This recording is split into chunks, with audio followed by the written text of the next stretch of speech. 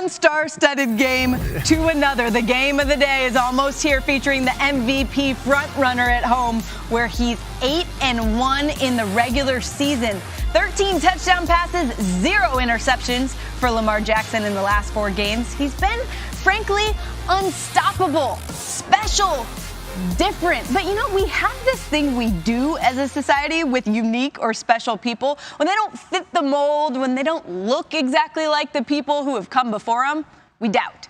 We question. Some of it is reasonable, but some of it's not. And then, like clockwork, if they happen to prove us wrong and succeed, we're quick to say we all can see why. Now, hindsight is 20/20, of course, but as the Lamar Jackson bandwagon fills up, Tom Rinaldi introduces us to some of the very few who can genuinely say, I could see it all along. Just trying to be a great teammate, try to prove the doubters wrong. And that was the biggest thing going into the season. Letting them know, the Ravens didn't make a mistake. Touchdown! Lamar Jackson just continues to be red hot. Just amazing what he's doing, both inside and outside the pocket now. And he's just a special player, man. He's a legendary street baller, you know what I mean? Lamar Jackson adding to a magical night. We got a Jackson 5. Dominating, absolutely dominating display. I got to play Lamar ball, go out there and show them, what I'm made of. Welcome to the latest season of Lamar. Brilliant play design and execution. Touchdown! If all the success seems sudden, well, there are some who aren't exactly surprised. It might be overnight to you. We knew this was all coming, we just didn't know when. So we're having a lot of fun with this right now.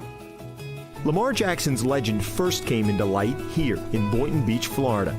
As a high school transfer, he made an instant impression. My first Lamar Jackson wow moment was on the practice field, and he went down to a goal line to attempt to see how far he could throw it, which he believed was the full football field, which we did not. And he slinged it from the goal line to goal line, and it was eye-popping. Oh my gosh, Lamar! I looked up in the sky and I praised the football gods for shining their eyes upon me. I knew I had something special. Jackson won the starting job and won 22 of his 24 games leading Boynton. But it was how he did it that looks, well, familiar. Everything he's doing now, he's done already. Lamar Jackson with the spin, the sprint, and the score. Now, this is unbelievable. He's a Michelangelo with a football. What he does is art, and he's done it against every time I've seen him play. I watch him on TV, he's still doing it. You're waiting for the wow. And then it's 2 or 3 times a night. Wow. Okay, look, I've been on a mission to the top. And when I get there, it's gonna go down. Lapping the competition while they telling us to slow down. Come for it all, no, that ain't enough just to go round. What a hurdle by Jackson! Lamar was running up the right sideline, and a defender came at him, and he hurdled him. And sure enough, the official came over and says, I'm sorry, coach, but in high school, you can't hurdle. And I said, I guess you're supposed to stand there and get hit. Jackson's tape was so eye-popping, many college coaches didn't see the player he most wanted to be. I didn't want to be labeled as an athlete. I wanted to be a quarterback coming out of high school. I don't want to be like everyone else. You're really thinking, hey, this is a quarterback, but if he can't play quarterback, I know he can play somewhere else. But then I met him. And I got to talk to him, and you saw his personality and his leadership, and you knew right away that you had somebody special. Louisville is the school that listened and landed Jackson. In 3 seasons as a Cardinal, he threw for more than 9,000 yards and 69 touchdown passes, and became the first player in school history to hoist the Heisman Trophy. The Philadelphia Eagles have traded the 32nd pick. The Baltimore Ravens select Lamar Jackson, quarterback, Louisville. And now, not long after replacing Joe Flacco, a Super Bowl MVP, Lamar Jackson is stunning many, but not all. We knew it was inevitable. We didn't know how long it would take, but we knew whoever snagged him was going to get a Christmas morning gift. He's handled himself very well. He's done a very good job. Very even-keeled guy, very competitive, focuses on what's important, which is football. I really don't try to reflect on what's going to happen down the line. I just focus on now, and right now it's been going great. The only thing on his mind is making a play to help us win. Is doing whatever it takes possible to help us win games. He doesn't care about outsiders. He doesn't care about MVP race.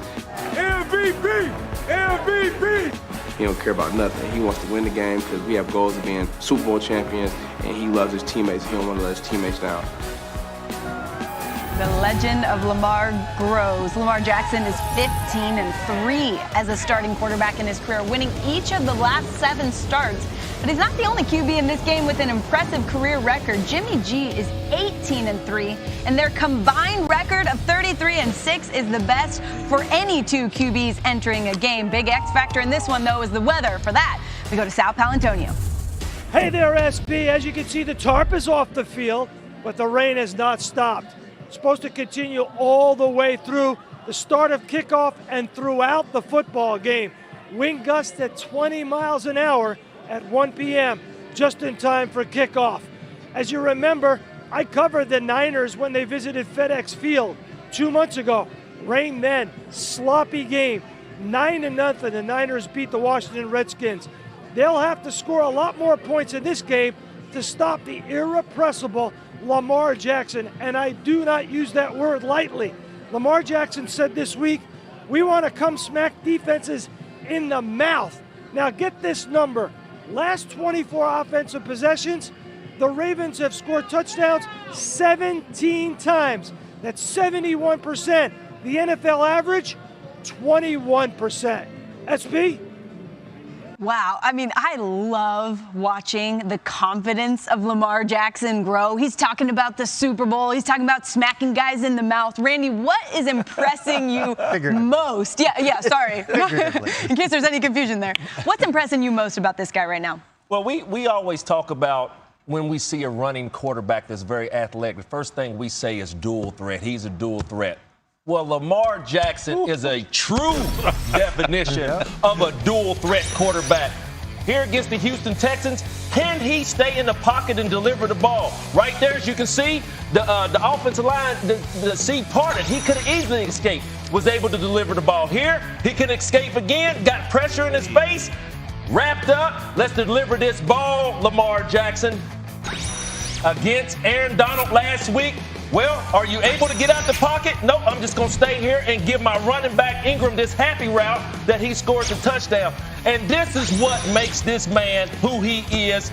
The runs that are not designed for him in these offense. When the defense breaks down and open up them lanes, this is when Lamar Jackson is most dangerous. So today, going against the San Francisco 49ers, where the field is going to be a little slippery for them, he knows where he's going. The defense doesn't. The 49ers defense have their work cut out for him to be able to have a dual threat quarterback. Keep him in the pocket. Do you want him out? Either way, he's making plays. Weather's such a big factor. If Sal's right, that 20 mile per hour wind, those downpours, like this Raven offense is physical, it's aggressive, but there's also a lot of deception. There's a lot of deception in terms of ball fakes, multiple handoffs, those type of things. So it's more like a little thing game. So do you go out there and then you see the forecast on game day, you scale things down just so you take care of the football? Because as exciting as people have seen Lamar Jackson be, I don't know what it's going to be like out there. I don't know if he's going to have that same type of explosion, that same type of cutting ability. Take care of the football. It's going to be a game of who makes the less mistakes if it gets worse out there on the field. I agree with what you're saying in cleats, and Lamar Jackson even said so in a rainy game in Seattle this year. He changed cleats during the game. That's a factor for sure. But for me, Randy, I agree with what you're saying. He's a good pocket passer as well. However, this team is not built to come from behind. They're built to have a lead and then just put their will on you and run away with the game. And it's been very impressive. But there's only been 3 games this year where they've trailed by 7 points. 7 points. They're 1-2 in those games. And that one game that they came back and won was against the Cincinnati Bengals. So to me, both teams are good at running the ball. Baltimore has to start fast. If they start fast and they get up, forget about it. They're going to win this game. But if they got to come from behind, especially with this weather, I don't think they're built for it. And that's fine with them, but I just don't think it's their strength. Well, Sal talked about the weather. He also said one other thing. He talked about how earlier in the year they went to FedEx Field and played against the Redskins, shut them out, all right, in similar type conditions. So they can do this. That defense travels. Here's the thing I know about the 49ers. Their defense, best defense in the National Football League. They play a defense, and you heard me last week when I said they're going to beat the Packers, all right? Their defense is a lot like the Chargers, who beat this team in Baltimore, okay? It's the same type of system. So how that plays into it, we'll see. One thing we haven't talked about, of all this thing about the Baltimore Ravens, we have not mentioned their defense. Since they traded for Marcus Peters, they are the #1 scoring defense in the National Football League. So you talk about a complete team, Randy? Yes. As much as I love the 49ers, I think they're the best team in the National Football League. But today, nah. Hey, excuse me. They had some dropsies. The 49ers offense had some dropsies against Seattle the Monday night. Now the weather is going to play a factor in it. Today, a lot of people don't really talk about it, but you see a lot of guys wearing those rubbery gloves. Yeah. You love that in a dry day. So be prepared today to see guys switch their cleats and switch their gloves today. This is a big game today. I'll say this. Who I've liked watching the last couple of weeks is Fred Warner, all right, middle linebacker for the San Francisco 49ers. He's been a great player the last 2 weeks. He will have to have a good game both versus the run and pass for them to get that win. Randy, when you're in a game with wet weather like this and you're wearing gloves, how often in a game will a receiver actually change his gloves out? They're keeping a bunch of those on the sideline, Well, right? the thing about it is, once you drop that first ball, you see a receiver look and he'll wipe his hands off and do all that. Must have been the gloves. Hey, instead of doing that, just make sure you got the right gloves on from start. It won't be a problem. You know who the real pressure's on today is all these equipment managers.